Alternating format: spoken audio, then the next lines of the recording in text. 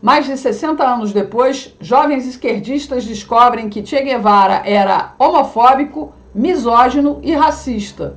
Nunca é tarde.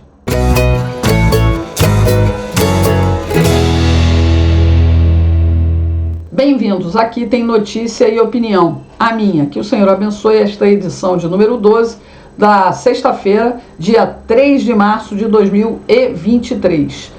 Olha, 2023, 60 anos depois, jovens de esquerda, militantes, começam a descobrir a verdadeira face do criminoso Che Guevara. É isso mesmo. Ele é considerado um ícone da esquerda revolucionária mundial, né? Só que há muito tempo a direita sabe que ele era um assassino cruel, estuprador, assassinava homossexuais, era um misógino, né? E aqueles que odeiam mulheres, que acham que mulheres só servem para fornicação, vamos dizer assim, e depois surra nelas, né?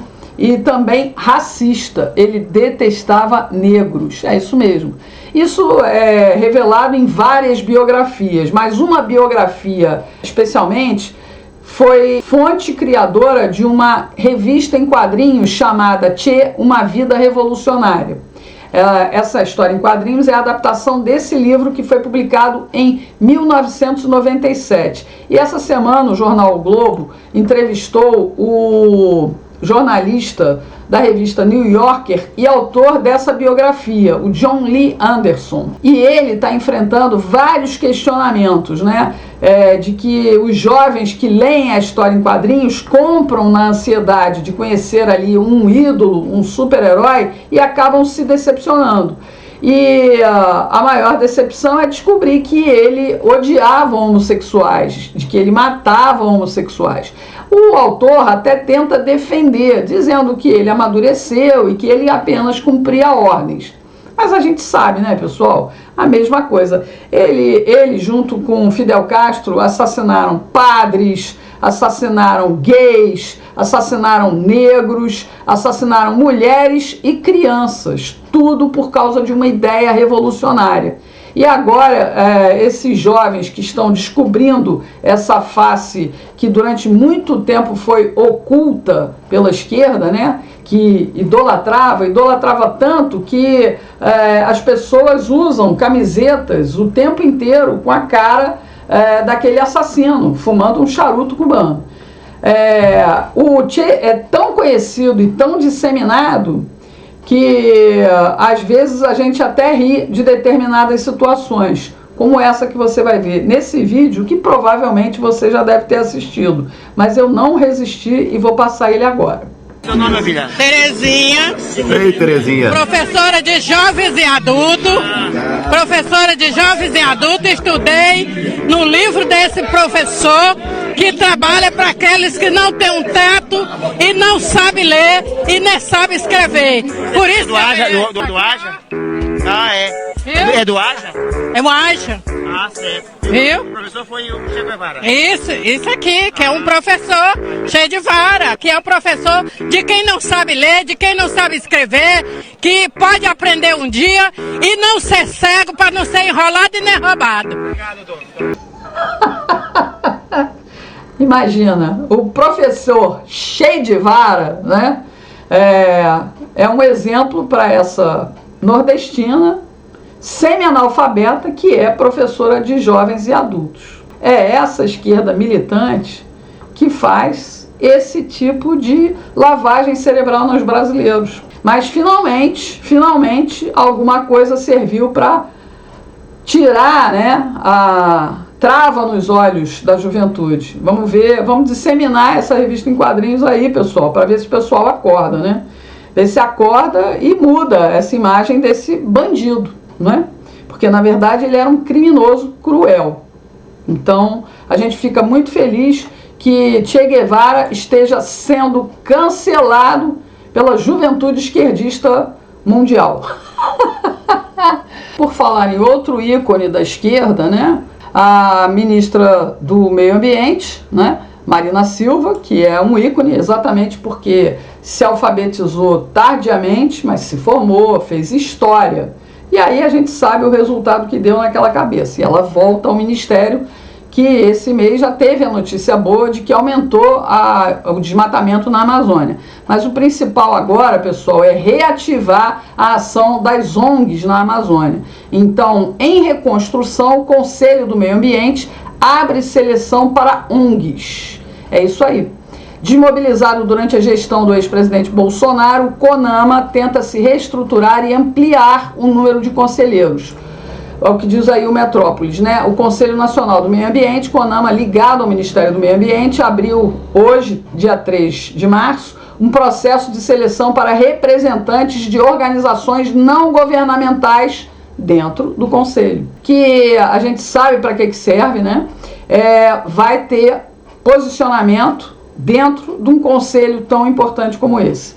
Os interessados em votar ou se candidatar a um cargo de representante no CONAMA terão até o dia 13 de março para preencher o formulário eletrônico divulgado pelo Ministério. Para concorrer, as ONGs deverão ter registro de mais de um ano no Cadastro Nacional de Entidades Ambientalistas. A gente sabe como essas ONGs funcionam lá na Amazônia, né? E como elas atuam não em defesa do Brasil nem dos brasileiros, mas em defesa dos próprios interesses. Interesses esses que muitas vezes levam o dinheiro do povo brasileiro. Mas enfim, é o que temos, né? É o que temos aí, pelo menos para os próximos 4 anos. Uma que vai ganhar também um lugarzinho aí na carreta furacão é a Luísa Trajano, a dona do Magazine Luiza. Ela vai fazer parte do Conselho Econômico do governo Lula, o Conselhão.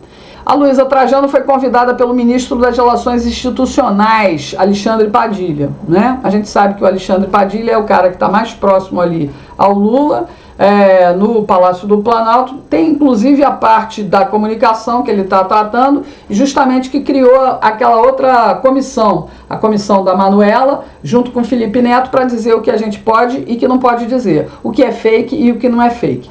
A empresária Luísa Trajano aceitou e vai participar do Conselhão.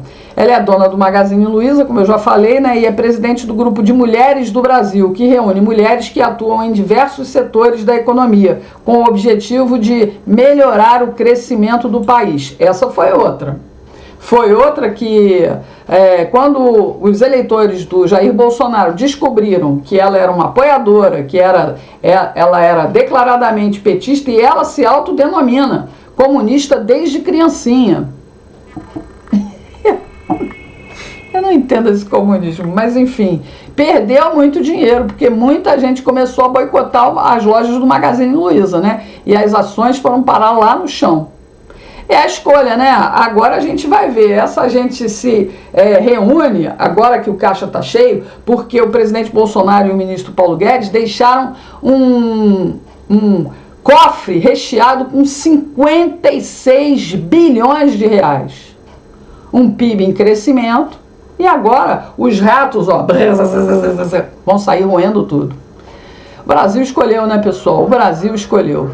E essa história dessa aventura de esquerda acaba trazendo prejuízo para muita gente, né? Vocês lembram da história do Apvida, do dono do Apvida, que doou para a candidatura do sindicalista de elite? Pois é, o Apvida, uma das maiores operadoras de saúde do Brasil, perdeu 10,5 bilhões em valor de mercado. Quem lacra não lucra, né? O resultado desastroso foi provocado após a divulgação do balanço da companhia, que apontou um prejuízo líquido superior a 316 milhões no quarto trimestre de 2022. Os papéis da Apvida na Bolsa de Valores de São Paulo encerraram o pregão de ontem com queda de quase 33%. Com a oscilação negativa, o valor da companhia caiu de 32 bilhões para 21 bilhões e meio de reais. É, isso aí. Eu lembro que na época que foi anunciado que os donos da empresa fizeram doações para a candidatura do sindicalista de elite, muita gente disse que ia trocar de plano de saúde. Pois é, pode ter afetado também, né? No dia que o brasileiro aprender que boicote é uma ótima solução, isso dá muito resultado nas nações desenvolvidas. Estados Unidos, quando acontece alguma coisa, a população boicota a empresa. Na Europa, a mesma coisa. O brasileiro tem que aprender a fazer isso. Quando ela não joga o jogo que a gente quer que seja jogado, a gente tem que boicotar, procurar uma outra empresa, né? E as empresas têm que aprender a respeitar a população. Esse tipo de coisa funciona. Eu fico muito feliz em dar esse tipo de notícia. O TSE libera a monetização de canais de direita. Segundo o corregedor-geral da Corte, Benedito Gonçalves, aquele cachorrão, o budogão do Lula, né? Disse que a liberação ocorre porque houve retomada da normalidade no país. O corregedor-geral do Tribunal Superior Eleitoral, ministro Benedito Gonçalves, decidiu restabelecer a monetização de 11 canais de direita no YouTube. A decisão saiu hoje, né, e prevê que os valores seguirão retidos. Os donos dos canais poderão solicitar às plataformas o dinheiro conquistado por meio da audiência, mas o acesso à verba não é imediato. A lista de canais inclui o Terça Livre, a Bárbara do Te Atualizei, o Vlog do Lisboa, entre outros. Conforme o Benedito Gonçalves, a revogação dos bloqueios se justifica pela aparente retomada de normalidade do país, sendo este o retrato do momento que se sabe somente será mantido em constante vigilância e atuação efetiva sobre focos antidemocráticos. Torna-se possível, assim, revogar a medida cautelar para liberar o uso de ferramentas de monetização conforme regras de cada plataforma, pelos perfis e canais objeto de investigação. Ou seja, cuidado com o que fala, porque senão os caras não vão liberar a grana.